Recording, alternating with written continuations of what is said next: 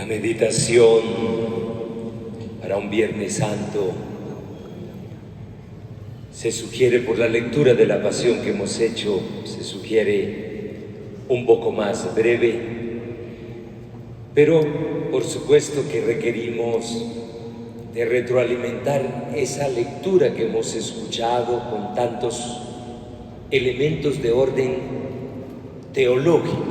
El texto de la Pasión de Juan no es un texto periodístico que narra un hecho brutal y describe personajes, sino que va entrelazando en cada frase elementos sustanciales teológicos para ayudarnos a entender que aquí hay un misterio que tiene que ver con Dios mismo. Por lo cual, lo primero que quiero invitarnos aquí, todos los que estamos y quisimos venir a esta celebración de la Pasión. Hoy es el único día que no hay Eucaristía. La Eucaristía que recibiremos en su momento viene de el sagrario o los lugares donde hemos conservado la Eucaristía que ayer se consagró. Hoy no se consagra la Eucaristía, aunque sí podrán y podremos comulgar. Entonces esta Pasión del Señor, que no es una misa, sino es la Pasión, que tiene momentos distintos de oración, de adoración a la cruz. En fin, también la comunión nos tiene que plantear, por lo cual estamos ya en el vértice de la Semana Santa, un cierto sentido de admiración. Yo personalmente vivo como cuestionando por qué nosotros como cristianos nos parece tan normal que una religión, entre todas las religiones a lo largo de la historia de las culturas, una religión se atreva, como la nuestra, a confesar que Dios pasa por el sufrimiento, que Dios se sometió a ser ajusticiado,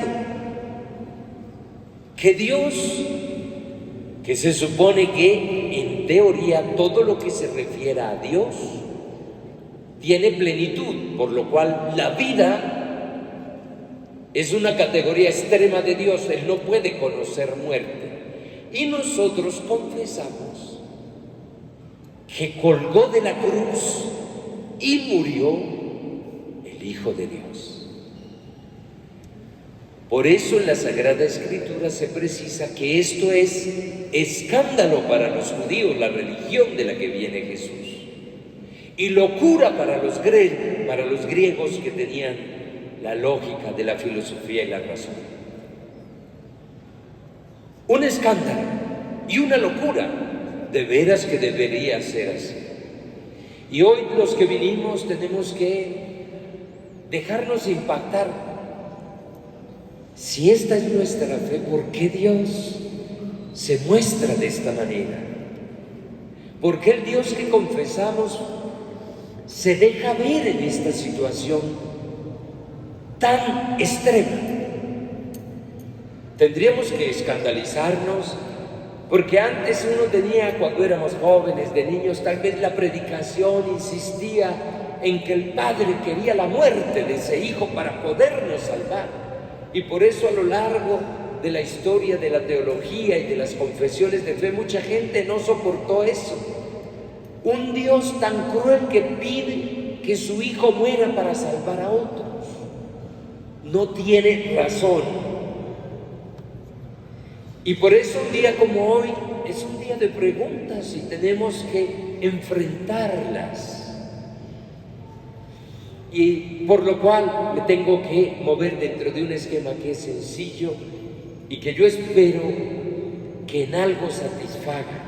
Miren, antes de entrar en el esquema, si escucharon bien la primera lectura, más o menos esa lectura fue escrita del profeta del libro de Isaías, fue escrita 700 años antes de lo de Cristo. 7 siglos antes. poco menos, pero...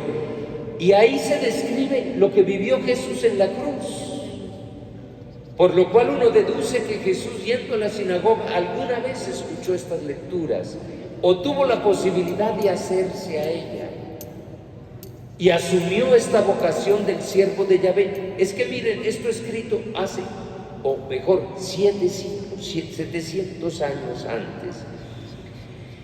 Dice, Él dispuso que su siervo, hablando del Padre, que su siervo creciera como planta débil, como raíz que brotara en la tierra seca. No tenía presencia ni belleza que se escuchara de ver. Su aspecto no tenía nada atrayente, despreciado y rechazado por los hombres, hombre agobiado de dolores. Daba horror mirarlo en el drama de la cruz para nosotros, pero ahí es 700 años antes. Lo despreciamos, no lo tuvimos en cuenta, y sin embargo, Él soportó nuestros sufrimientos y cargó con nuestros dolores. Nosotros pensábamos que Dios lo había castigado, herido y humillado, pero fue nuestra rebeldía la que lo traspasó. Nuestras culpas fueron las que lo destrozaron. El castigo que nos trae la paz lo sufrió Él. Por sus heridas alcanzó la salud. Todos nos extraviamos como ovejas, siguiendo cada uno su camino, pero el Señor hizo recaer sobre Él toda nuestra maldad. A los malos tratos se sometió humildemente, sin abrir la boca.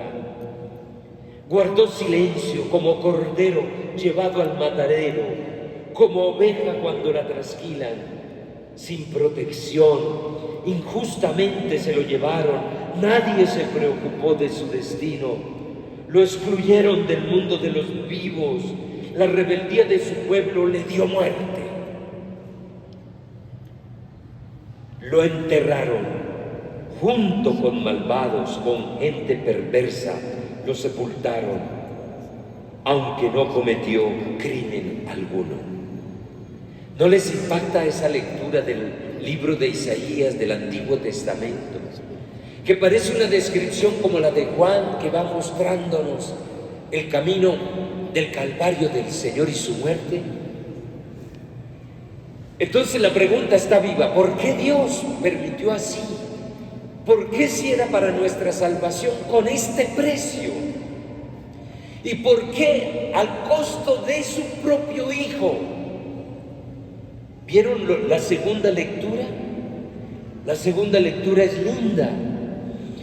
Dice, en Jesús, el Hijo de Dios, tenemos un sumo sacerdote superior a los demás. Sacerdote porque hizo un sacrificio y además fue cordero, sumo sacerdote. Por consiguiente, mantengámonos firmes en la fe que profesamos. Digamos, era el Hijo, pero sufrió para saber lo que es la obediencia, y así, sacerdote consumado, se convirtió en fuente de salvación eterna. Volvamos a la pregunta. Tiene que escandalizarnos que nuestra salvación y el Dios que confesamos haya pasado por esto. ¿Por qué lo quiso Dios así? Permítanme entonces este esquema que es básico. El proyecto de Dios en la creación era toda la fuerza de su amor creándonos en el relato de la creación. Y nos creó perfecto y nos creó para vivir en un jardín. Y nos creó de una manera que pudiéramos codificar con Él, porque si como Él es amor, que dice Juan, nos creó para el amor. Pero ese proyecto con Caín y Abel, con Adán y Eva, y con Caín y Abel, y después toda la secuencia de nuestras dinámicas de negación del proyecto de Dios, se fue dando y fracasó. Dios nos creó por amor y con amor, pero nos creó y nos dio un elemento, porque el amor no podría ser distinto, que se llama libertad. ¿Por qué el Cristo que hoy confesamos está en la cruz? Y lo celebramos así. Porque la libertad del hombre, Dios no la toca. Es la intocable de Dios con relación a nosotros. Se puede decir que Dios es omnipotente, pero no lo sería porque no puede tocar nuestra libertad. Y no la toca porque el exceso del amor no permite tocar la libertad. Esta cruz evidentemente no es un castigo del Padre con el Hijo, ni es el costo que Cristo concedido al Padre, si como el Padre le hubiera pedido, este es el costo que necesitamos, tú pones ese costo para que podamos salvar a la humanidad. No es así. El Señor está en la cruz por la libertad humana. Pero no es que a Él le quitaron la vida porque es sacerdote. Él la ofreció porque este capítulo o estos textos que hemos leído de Isaías, Cristo ya tenía en su corazón un destino, porque la libertad humana puede llegar al extremo. Porque en el camino de su predicación del reino fue acumulando contendores poderosos, porque no lograron descifrar el mensaje del amor de Él, que transmitía el amor del Padre. No lograron leerlo, y aún dentro del esquema de lo religioso y de los poderes de ese momento, como en la narrativa oímos, no había lenguaje, ni entendimiento, ni capacidad para el amor. Y como la libertad está intacta y Dios no la toca, se volcaron sobre Cristo, que ya en la plenitud de su obediencia, que es de amor al Padre, había ofrecido. A Él no le quitaron la vida, la ofreció como un cordero llevado al matadero para rescatar. ¿Y en dónde está ese rescate? Por dejarse morir, por sacrificarse así. Miren, el pecado, que ya casi no usamos la palabra y nos molesta, el pecado es sinónimo de muerte. El amor es sinónimo de vida. Y si el pecado fue llegando a su extremo y Dios envió a su Hijo para recomponernos en el amor, en la libertad del hombre el pecado llegó hasta el exceso de atreverse a consumir en la cruz el misterio del amor de Dios. Y solo desde esa cruz el amor podía volver a retoñar en la pureza de la creación primera. ¿Se dan cuenta?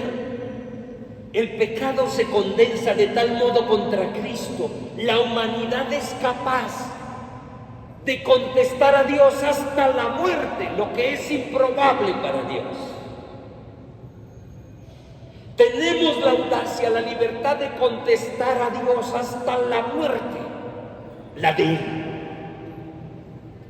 Lo matamos de 1000 maneras y no nos detendrá en nuestra libertad.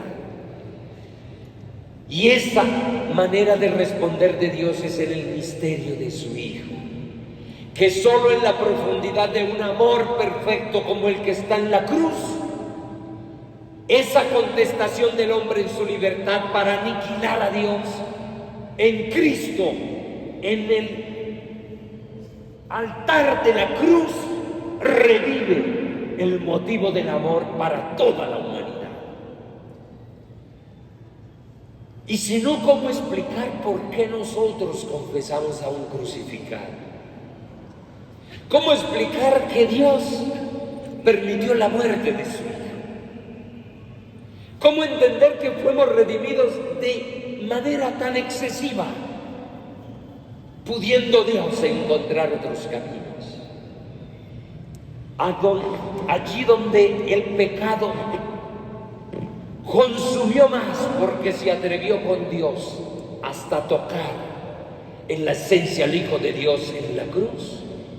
en ese punto exacto, todo el amor de Dios expresado en su Hijo, en ese preciso instante, rebota a nuestra libertad la nueva propuesta, el nuevo impulso de Dios para decir: en el amor te espero.